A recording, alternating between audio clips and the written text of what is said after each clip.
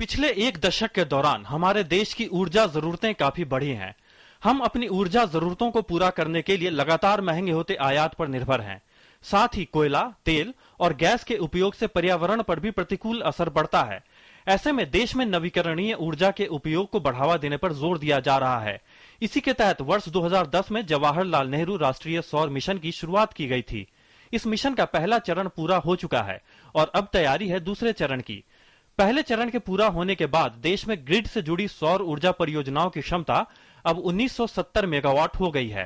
हमारा 10,000 मेगावाट का टारगेट है जो 2017 तक पूरा करना पड़ेगा। और क्या चैलेंज? और हम लोग चैलेंजेस बहुत, मैंने आपसे कहा, हैं, मगर चैलेंजेस क्योंकि पहले वक्त में हम लोगों को चैलेंजेस ज़्यादा थे, अब इतने चैलेंजेस नहीं हैं। अब हम लोग सीख गए हैं, बैंक भी देख रहे हैं कि इसकी पॉसिबिलिटीज़ अच्छी हैं, तो इसलिए मैं समझता हूँ काम इतना मुश्किल नहीं होगा। और अब बड़े बड़े प्रोजेक्ट्स होने वाले हैं जिसमें कि 4-4 हजार मेगावाट का प्रोजेक्ट लगेगा।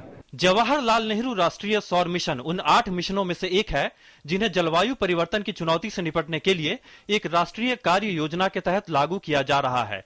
इसके तहत वर्ष 2020 तक ग्रिड से जुड़ी 20,000 मेगावाट सौर ऊर्जा बनाने का लक्ष्य रखा गया है।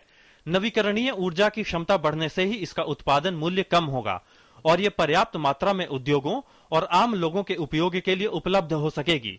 Nishant Saurabh, DD news, Delhi.